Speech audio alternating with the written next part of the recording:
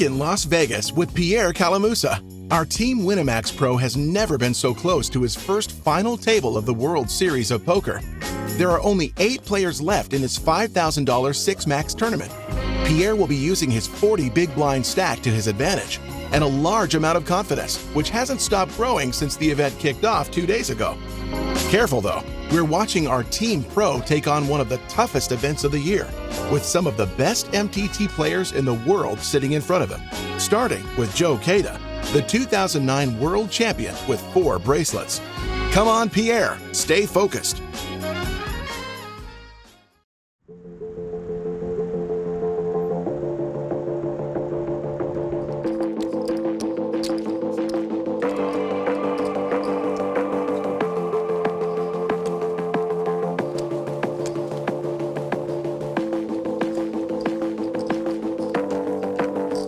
Je découvre paire d'as. UTG.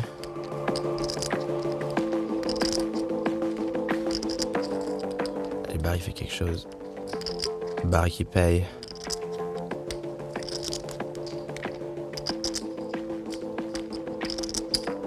Et Joe aussi.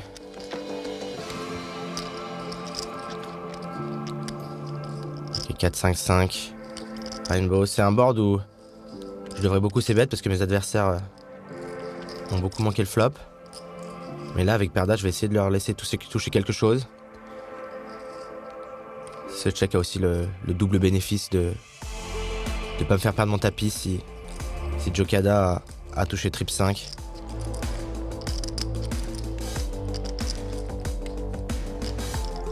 La rivière une dame, c'est une des plus belles. Mes 2 adversaires qui ont pas mal de dames dans leur range, c'est le moment pour moi d'essayer d'extraire de la value. 2 tiers du pot.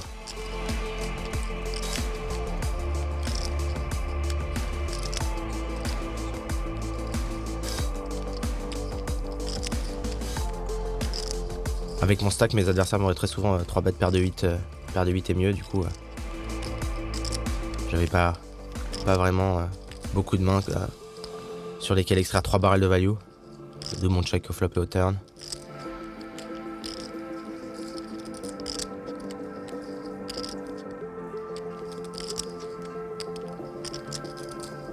Un tank aussi long. C'est probablement très faible. Ouais, c'est payé, j'ai gagné 100% du temps ici. Et mon stack qui dépasse la barre des 2 millions.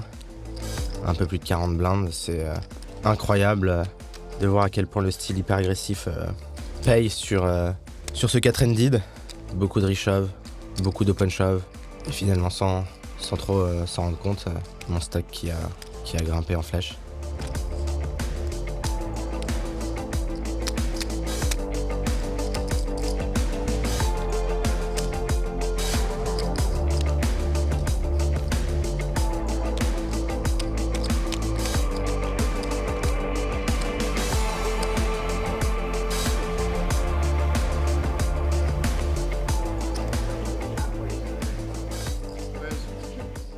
Allez, le bouton qui est mis à 100 000. J'ai la suite de trèfle. Je vais me contenter de défendre ici. C'est une main plus profonde, j'aurais peut-être 3 bêtes, mais 40 blindes deep. Le call est meilleur.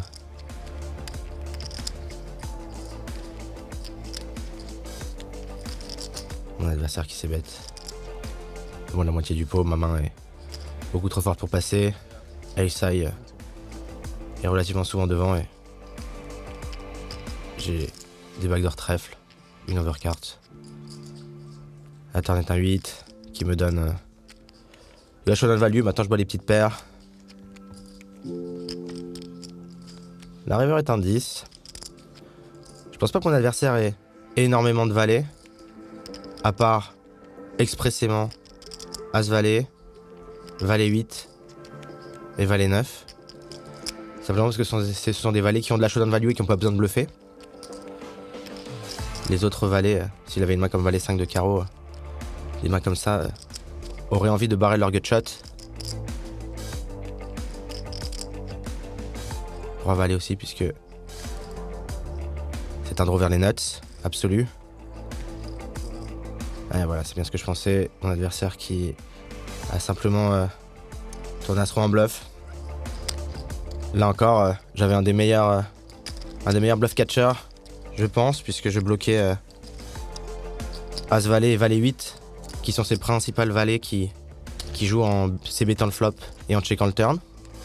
Et un pot de très bonne taille rapporté ici avec ce hero call.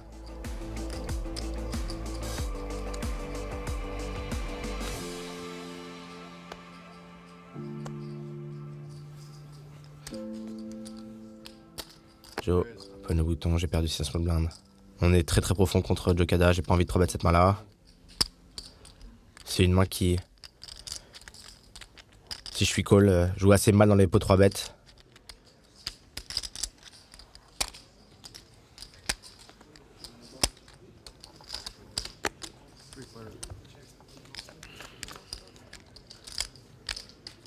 Les 7-7.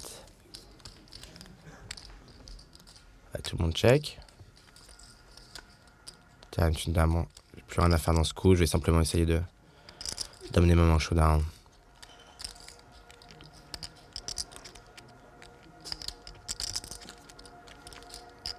Waouh. Je suis contrefait maintenant, j'ai plus rien du tout. C'est une main dont je vais me servir pour bluffer, simplement parce que j'ai énormément de valets dans mon range. Roi valet, dame valet, valet 10 suité, valet 9 suité, peut-être même valet 8 suité. J'ai aussi pas mal de dames, des mains comme roi dame, et un tout petit peu de 7, sans doute à 7 suité, 7 8 suité. Et de toute façon là j'ai plus rien du tout, il faut que j'essaie d'arracher le pot.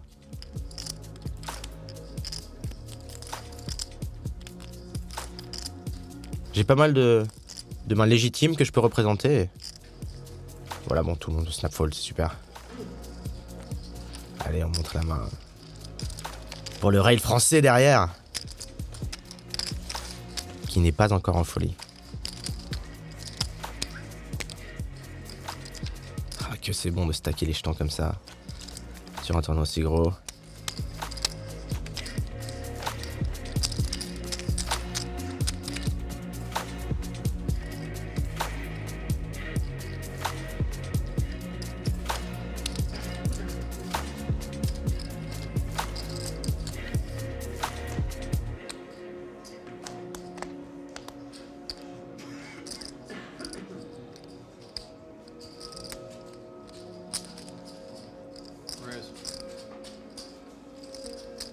Allez, minerai du bouton, j'ai roi de suité. Je pourrais 3-bet cette main également.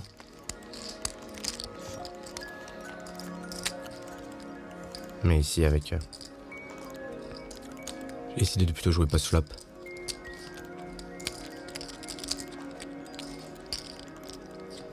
Flop 10-3-3, mon adversaire qui s'est bet tout petit. C'est une main que je vais flotter. King High. Je peux pas la passer tout de suite sur un aussi petit sizing, ce serait trop foldé. La turn d'une dame de cœur très intéressante. Je suis encore devant avec ma hauteur roi contre quelques mains. C'est aussi une bonne carte puisqu'elle me permet de chop, de partager contre des mains comme roi 7, roi 6, roi 9. Surtout le roi flush draw, ouais. Et je suis encore devant pas mal devant mon adversaire. Des mains comme 8-9, valet 9. Des flush draws plus petits. Ah, river est à 7.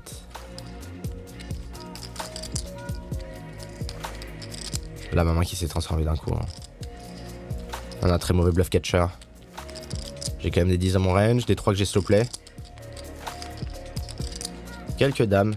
Je pense que dame valet est une main qu'il faut float au flop et qui est donc présente dans ma range. Et surtout, mon 2 de cœur et mon roi de cœur sont de très mauvais bloqueurs puisqu'ils empêchent mon adversaire d'avoir des mains comme 2 et 4 de cœur, valet 2 de cœur, des mains comme ça qui sont ses potentiels bluffs. Ah, elle a un petit coup perdu. On peut pas tous les gagner. Hein.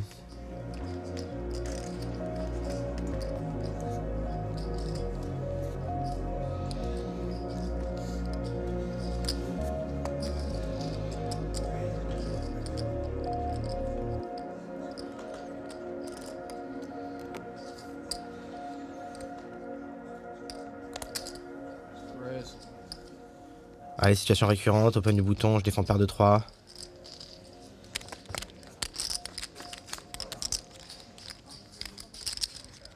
Le flop qui vient roi 4-4. J'ai qu'une option ici, ce sera de check call. Et de folder la plupart des turns.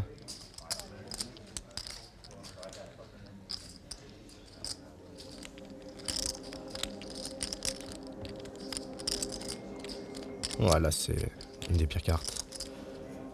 Je deviens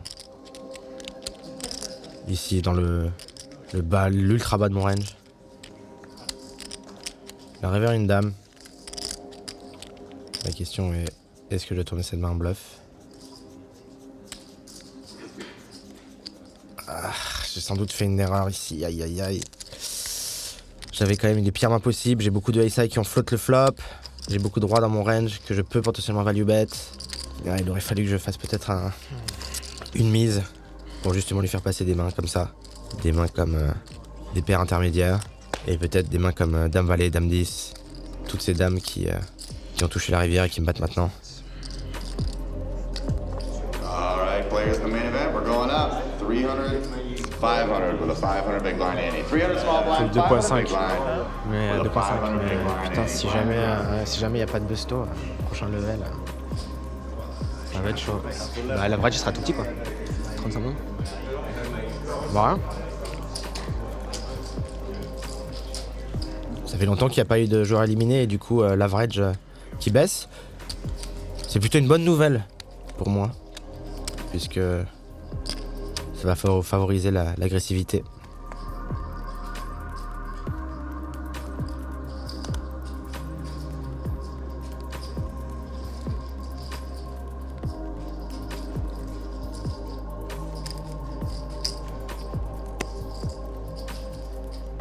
Un pot limpé. Et moi je vais découvrir la 5 off en grosse blinde. Une des premières mains que j'ai envie de squeeze. Je pense que Barry ici aurait tout le temps quasiment raise et value end. Il sait que c'est un spot où il va se faire beaucoup 3 bêtes, un spot où il va se faire beaucoup contrer. Là c'est probablement une main qui veut voir le flop pour pas cher et qui aura beaucoup de mal à supporter un raise. Le squeeze est d'autant plus intéressant que le bouton et la small blind vont rajouter 2 blindes d'argent mort et voilà encore l'agressivité. L'agressivité qui me permet de remporter un pot incontesté avec une main très moyenne.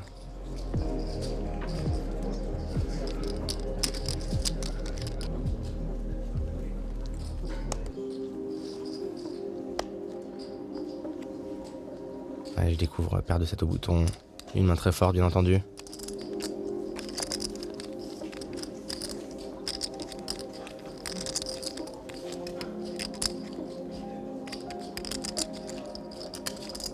Voilà ce joueur anglais qui défend.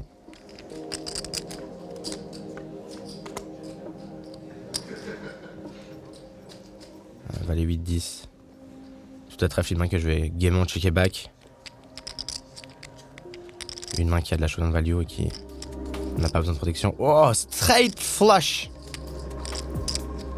Incroyable. Oh. L'adversaire qui avait rien, là j'ai fait un sizing pour lui faire payer des mains comme 2 paires, des mains comme une straight ou une toute petite flèche et le faire raiser une main comme l'as de trèfle par exemple. Allez, dinner break. On se rejoint devant la room, Steph, non? Devant? Ok, c'est bon. Et t'as vu, j'ai fait 1 million, 3 millions 5 sans showdown. 0 showdown. Pas à coup, pas passer de quoi à tapis. Et c'est du fait qu'ils sont pas habitués au jeu 4 ended en fait. Et ça, c'est à mon avantage. Je les ai beaucoup restylés à tapis 30-20 dips, c'est ce que je vais continuer à faire là. Pas trop jouer en open. Et voilà, je pense qu'ils vont. Ils vont call trop serré, etc. Donc je réchauffe beaucoup quoi. Après l'ajustement c'est s'il y a un mec qui bust, c'est fini le 4 litres. Ah ouais, si un mec qui bust, c'est un autre tournoi. Ouais. Tout rechanger, quoi. Ouais, c'est un autre tournoi. Ouais. Et aussi il n'y a pas de palier, ce qui est important aussi. Il n'y a pas de palier là tout de suite, mais à partir du prochain il y a un gros palier. Non, c'est 100 après. 80-110. Ouais, c'est raisonnable. Hein, c'est un palier quand même, 80-110. Presque 50% de plus. 40%. Mais sinon, très content. J'ai super bien joué. J'ai maîtrisé ma table pendant ces 2 heures-là. J'ai eu de la chance d'être changé de table. Parce que j'ai des joueurs qui sont beaucoup moins aguerris que sur l'autre table. Voilà, la chance qu'on joue à haut de tenir avec les deux aussi. Il a 40%. Très content. Je suis hyper serein. Je suis en forme. Tu te sens serein là? Ouais, hyper serein. Okay. J'ai pas peur en fait. Moi j'avais l'impression que je te trouvais un peu agité là au début là. J'avais l'impression de te trouver un peu agité, mais c'est peut-être moi qui Non, c'est que je suis tout le temps comme ça. Ouais, j'avais l'impression un peu plus. Mais c'est forcément. Que d'habitude quoi. Ouais. Mais c'est normal parce que c'est la première fois que je fais un vrai deep run. Enfin, l'année dernière aussi j'en ai fait un, 13e je crois. Bah à Vegas ouais. Non, et puis tu l'as quand même été beaucoup plus gros que l'autre. L'année dernière non? L'année dernière, ouais, non, c'était pareil. 3000 Six Max quand même. Ouais, c'est 3000. Mais bon, encore une fois, ça prouve que quand tu as ton format de prédilection, que tu le bosses online, que tu joues beaucoup, Ah bah ça de toute façon c'est pas c'est pas que du run quoi. Chaque année on a encore 4 mecs qui tiennent sur 7 au départ. Après c'est aussi dû au fait que nous on a l'habitude et Ricky n'a pas l'habitude du tout. C'est ça, vous êtes exactement. Et que par contre, nous en full ring on est désavantagés par rapport à Ricky. Vous êtes beaucoup plus à l'aise en Six Max et beaucoup moins à l'aise sur la full ring. C'est ça. Sur les 10-handed, on a. C'est avantage. C'est pas mal pour les joueurs très rigoureux, Ivan, tu vois, tout ça, ils sont très très forts là-dessus. Mais c'est moins bien pour un. C'est compliqué parce que vous jouez toute l'année en Six Max et du coup. C'est ça. Devoir être patient et. Non, mais parce que c'est Six Max sur internet en plus, donc tu vois plein de mains. Là, c'est 10-handed en live. Mais moi, je pète un boulon quoi. Bon, on va se. Attends, j'en fais en fumer 3-4 là, Steph. Combien? Non, 2.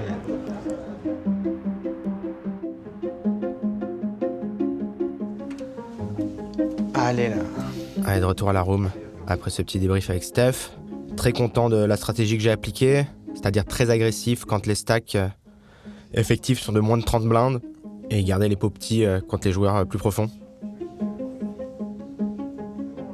Il y a un truc qui a bien changé, comme je t'ai dit, c'est... Attention, on avait parlé au PCA, c'était de donner ton maximum, mais d'être aussi en paix avec l'idée de bust, C'était quelque chose qui m'avait beaucoup travaillé. Et donc voilà, donc là je suis. Tu me dis que si là tu es prêt à l'éventualité de bust, ouais, et en même temps tu es prêt à donner tout ce que tu as. Ouais, je suis d'autant plus prêt à bust que c'est le moment du tournoi où il faudra prendre le plus de risques. Puisque les pay jumps sont top heavy de malade, c'est 750 000 pour la première place. Elle prend énormément de V en fait, elle prend énormément de value cette première place. En plus il y a le bracelet. Du coup, c'est le moment où, en plus, à 30 blindes, voilà, il va falloir prendre des risques. Donc là, c'est maintenant le moment. Là, 8 lèvres, tu penses que c'est maintenant le moment ouais. où il faut. Il n'y a pas de pay jump. Okay. Et c'est le moment où c'est 4-handed. Donc, c'est le moment où les reshove ont plus de chances de fonctionner, en fait. Parce qu'il ne faut pas oublier, c'est un tournoi très, très spécial. C'est un tournoi où la big blind hantée est complète à 4. Ce qui n'est jamais le cas. Par exemple, au 6 mix, il me semble que si tu es à 4, c'est une demi-hantée. Donc en fait, elle coûte beaucoup plus cher que. C'est-à-dire que chaque tour, en fait, une main sur 4. Tu payais 2 hantés à chaque coup. Une main sur 4 te coûte 2 blindes. Ouais. Donc en fait, le M, c'est le nombre de tours que tu as avant d'être déblindé, chute en fait. Et donc du coup, les styles et les re-styles prennent énormément de valeur. C'est un peu comme en cash game quand tu mets une hantée pour qu'il y ait plus d'action, quoi, sinon. Donc là, la stratégie de prendre des risques, ça veut dire quoi? Ça veut dire faire pareil que ce que tu as fait tout à l'heure. Exactement. Reshove cher. Exactement, reshove des 30 BB, open shove des 30 BB, etc. Ça c'est hyper important tout à l'heure. Okay. J'ai la chance d'avoir une table où les mecs sont très exploitables, donc c'est vraiment exploiter à fond ça. Okay. Et avoir la stratégie adéquate. C'est comme je te dis, je pense que c'est de reshove beaucoup et d'open shove beaucoup. Donc mettre cette stratégie en place, ça c'est le truc. Voilà, sachant que il faut accepter le revers de la médaille qui est que si tu tombes sur une main, tu bustes. Mais là j'ai dû faire déjà 7 ou 8 fois tapis. Jamais payé, mais après j'exploite aussi le fait qu'ils open trop et qu'ils limpent trop de small blind. Tu penses que les mecs ils peuvent s'ajuster ou s'adapter à ça ou pas? Je pense que ce sera un peu dur pour eux. Parce que le mec à ma gauche, un joueur de cash game full ring. Jokada, c'est un joueur qui est taille de nature. Et j'ai l'anglais, par contre, qui lui open énormément, sur lequel je peux reshove. Donc c'est un peu parfait, quoi. Je peux voler les deux qui à droite et à gauche. Et donc quand je suis de small blind sur la big blind de Barry Hutter et quand je suis de big blind sur la small blind de Okada. Et je peux reshove sur le mec qui open le bouton si jamais il open son bouton parce que lui il open beaucoup. Et en plus ce qui est pas mal c'est que lui maintenant il a plus que 3 millions et moi 2.4. Donc quand je lui shove la gueule 2.4 millions, s'il paye et qu'il a tort il est crippled quoi. Donc s'il a As-10 c'est ce qu'il va payer quoi. Alors que s'il avait 5 ou 6 millions il ferait bon allez je call le Nash et voilà peut-être. Donc, Émotionnellement tu te sens comment? franchement, je suis hyper serein. Hyper serein. Mais pas comme au PCA où je te disais ça va aller, mais dans ma tête, j'étais en pleine explosion, quoi. Après, il y aura une grosse interrogation qui est le draw à cette left aussi. Ça va être hyper important. Ça, à la limite, on en reparlera vite fait si le moment vient, mais là, pour l'instant, vous êtes à 8 left et ça va reprendre comme ça. Donc, la clé, ça va être l'instant présent, quoi. Allez, vamos. Combien de temps?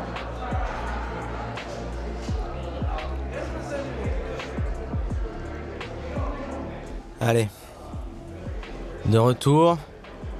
Encore une fois un débrief très utile puisqu'il m'a permis de prendre conscience de pas mal de choses, de mettre des mots sur les stratégies adoptées, sur les reads.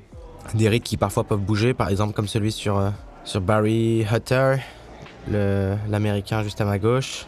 Je le trouvais très agressif au départ. Et ce read qui s'est un petit peu étiolé au fur et à mesure. Peut-être qu'il est juste Ricard dead, mais là il a été extrêmement tight sur ce jeu 4-handed. How much you got? 2.5.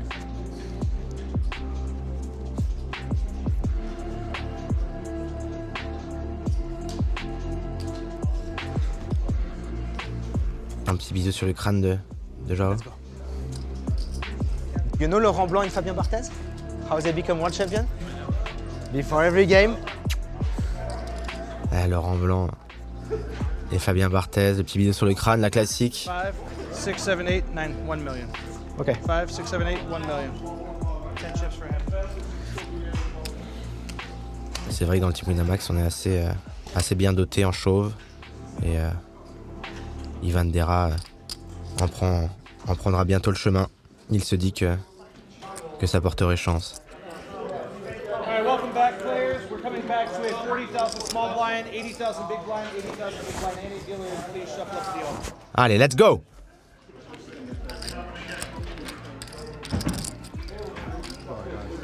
Là, c'est un niveau crucial, 40 000, 80 000. J'ai 30 blindes.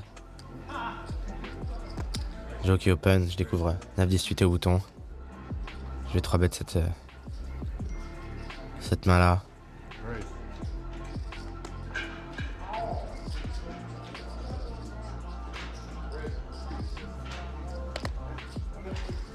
Et ça passe tranquillement.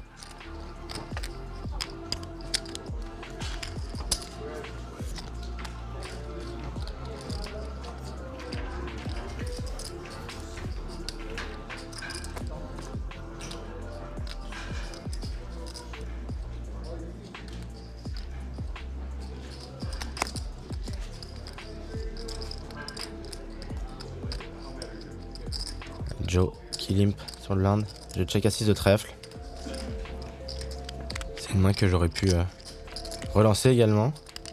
Mais j'aime bien avoir des as dans ma range de check back simplement parce que quand ils tombent, mes adversaires ont tendance à jamais me croire et je peux extraire énormément de value.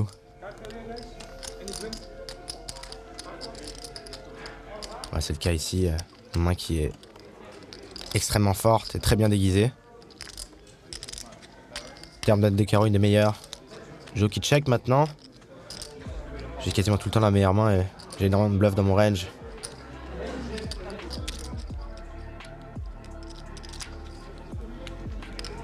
Ah, j'aurais quasiment pu bet encore un peu plus cher. 60% du pot est pas mal non plus. Et Joe qui paye assez rapidement. On peut avoir pas mal de mains, 8. Une dame qui s'est bêté le flop avec rien et qui a touché maintenant. Ouais, c'est important que je tire le maximum de mon image agressive et que je rende le bis au maximum. Voilà, 3/4 du pot. Et c'est vrai que c'est un value bet très fin avec ce sizing de boucher. Mais je pense vraiment que c'est là aussi, dans ces spots-là, on fait la différence. Où on peut créer de levée en value bettant au maximum des mains très, très fines.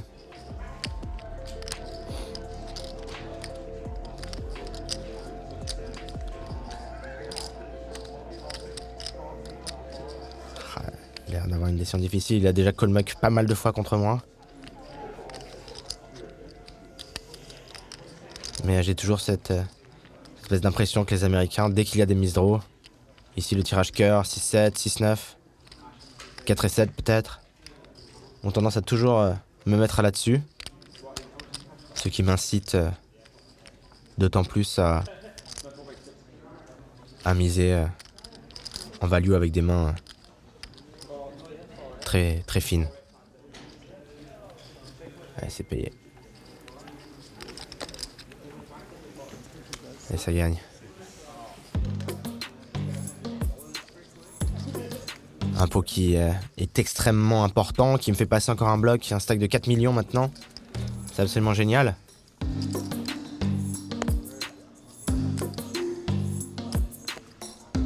Allez, dame valet. Dépareillé. Probablement le bottom de ma range open, c'est-à-dire la pire main que j'ouvrirai dans ce spot.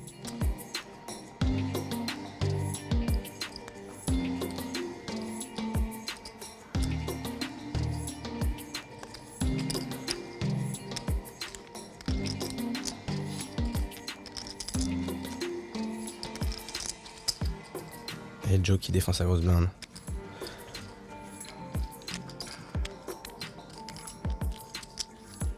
« 9-2-3 ». Je vais essayer de ce board. Un tiers du pot. Un peu moins, un quart du pot. C'est un board hyper sec que Joe aura souvent loupé. Très dur pour lui de le check raise. Et je vais pouvoir multi-barrel sur beaucoup de cartes. Si c'est malheureusement pas la meilleure carte. J'aurais barrel sur beaucoup de cartes, mais pas celle-ci. Et là, la rivière est un roi. Là maintenant je dois décider si je veux la bluffer ou pas. J'ai quand même pas mal de rois dans mon range. J'ai roi dame, roi valet, roi 10 qui check. Et là Joe qui a quand même beaucoup call muck contre moi. Et je pense que ce sera dur pour lui de me coller ace high ou un 2 ou un 3. Voire même un 6. On a comme 5-6. Allez, passe. Ça y est, pas leur partie pour passer là.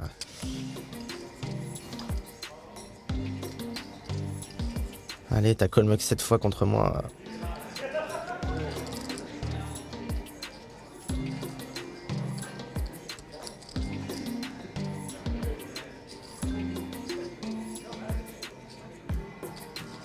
Ouais, je t'en sens tout près de la...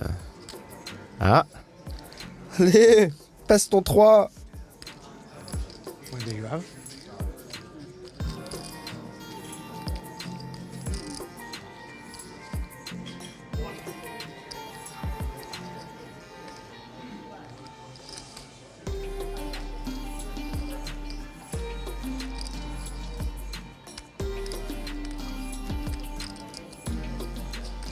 Allez.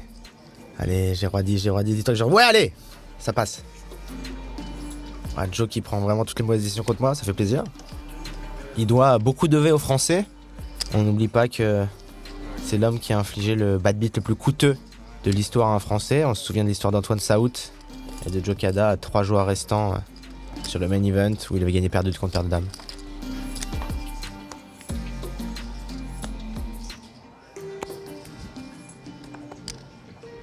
Allez, à 7 de trèfle au bouton. Un bon run de cartes là.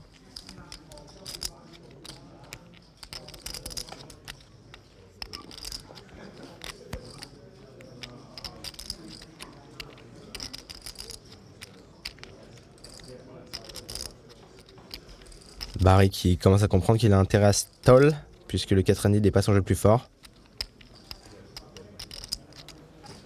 Et la grosse main qui défend.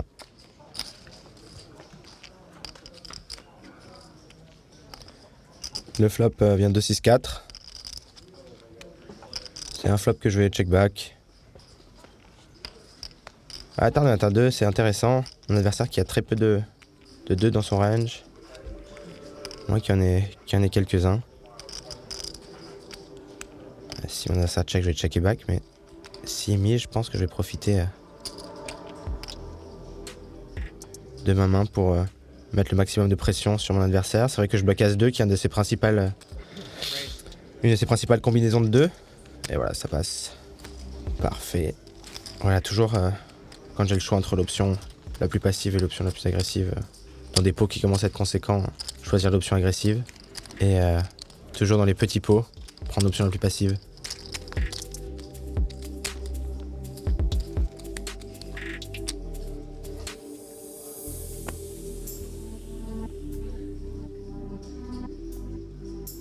Un coup énorme qui est en train de se développer à l'autre table, entre Mandavian et Joao. Un pot 3 bêtes où Mandavian a fait tapis à la rivière sur un board ace-high.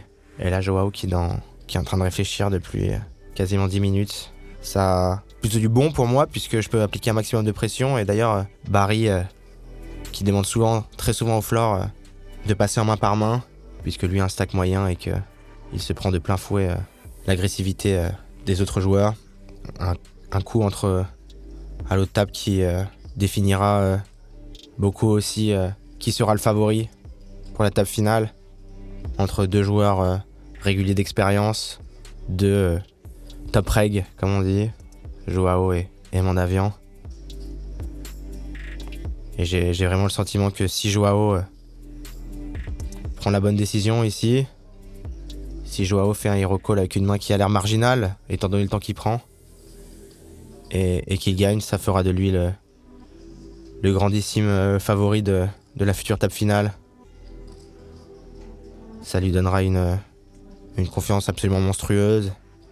C'est un joueur qui est extrêmement dangereux en règle générale, mais s'il aborde la TF avec un énorme stack dominant et cette force, cette confiance qu'il aura engrangée en faisant un hero call et en étant bon, ça sera très très très très difficile d'aller le chercher.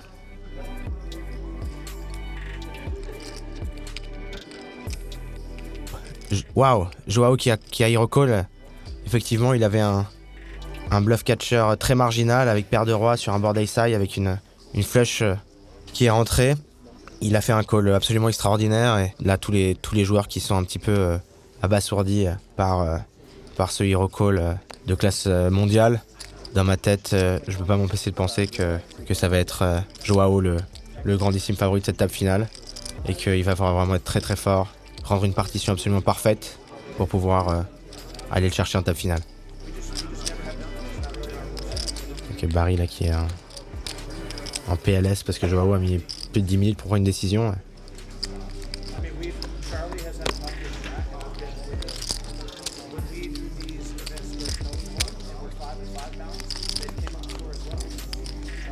Ouais, donc là, c'est de grosses blindes, je vais défendre. Dame 8-9. J'ai pas grand chose à faire dans ce pot. La turn est un 6, très intéressant. Ça me donne une open-ended et je joue maintenant contre 2 ranges complètement capés. Joe qui peut avoir assez peu de brelans. Je pense seulement brelan de 6. Ouais, Joe qui bet, c'est très bizarre. A priori, il est vraiment capé à top pair et je vais mettre le maximum de pression sur cette main-là. D'autant plus que Ankush Mandavia est criplé, n'a plus que 3 blindes sur l'autre table. Et son humiliation voudrait dire que nous passons en table finale à 7. Donc là, vraiment tous les signaux sont au vert pour faire un move agressif. Une range capée chez Joe. Un tirage chez moi avec des bloqueurs sur une main comme As-Dame qui serait une des principales mains chez Joe pour contrer mon agression. Et puis l'ICM très fort sur le stack de Jokada également. Donc ici, le move agressif est de loin le meilleur.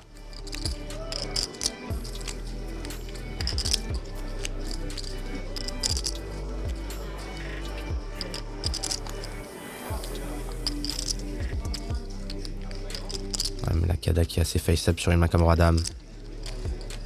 Une main comme dame-valet. Moi, je peux avoir beaucoup plus de paires dans mon range. Dame 9, dame 8, dame 6 suité. Toutes les combinaisons de 9 6 suité, 8 6 suité, 8 9 offsuit, dame 9 offsuit, 10 valet offsuit, ce qui fait la straight.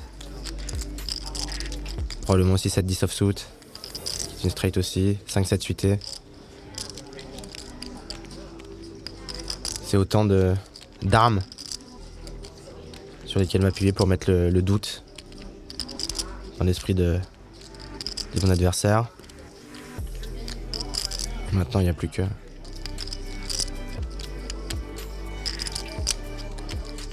espérer qu'il fold sa main. Allez, ton roi dame, il est pas bon ici.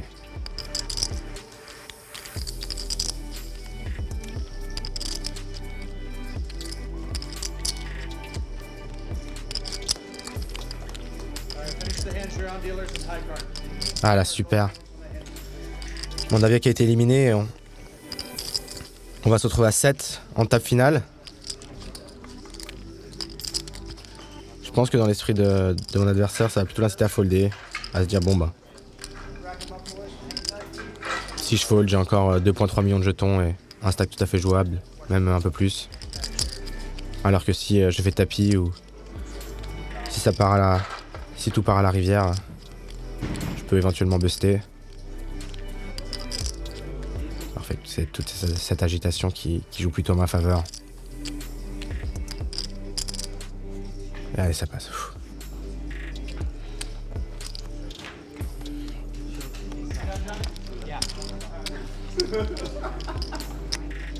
This one is through 28. All right, so we are going to play the final 7 right here. I have added a chair if you guys need racks. We're shoving the river anyway. You got so much king queen, so much 5-7, 7-10. I'll bring the other players over. Like 10. Here. These are your new seat assignments. See this table, right? Yes. Oh. Come on over, guys. Right here, 7-handed. Voilà, on sent qu'il a pris un petit coup sur la tête. C'est parfait parce que du coup je peux faire ma publicité, je remporte le coup, je fais ma publicité contre Jokada. It's here? Yeah, this table. Can you help me? Maintenant je joue beaucoup plus tight et beaucoup plus orienté value contre tous mes adversaires.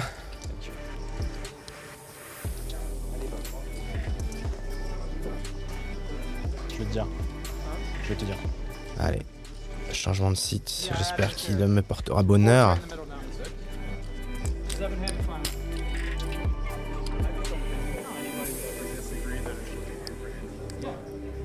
And that's something we can discuss and try to work on moving forward, but right now it's not our rules. All right, just like always, players turning all the chip racks, C cards. Well done, Pierre. Objective complete. After yet another demonstration of aggression and a big dose of audacity, you're on the final table, the first of your career in the World Series of Poker. We mustn't celebrate too quickly, though. There are 7 players remaining, and just 6 of them will be invited back to the televised podium the next day. With his 4.7 million strong stack, which equates to about 60 blinds, you're obviously in a good position, but you'll need to stay vigilant more than ever for this last phase before the TV table, especially faced with your teammate, Joao Vieira, who's made it clear that he wants this bracelet just as much as you. One thing is certain, the wait for the next episode of Inside the Mind of a Pro is going to feel like an eternity.